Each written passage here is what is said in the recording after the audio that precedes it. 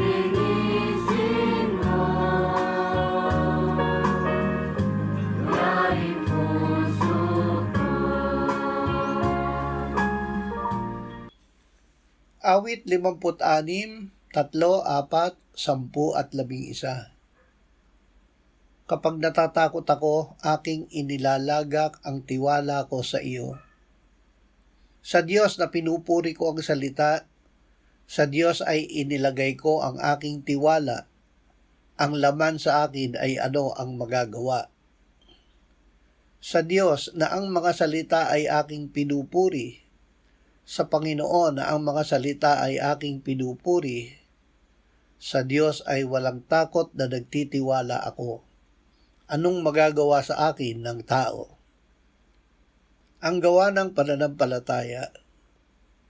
Ang gawa ng pananampalataya ay pag-ibig.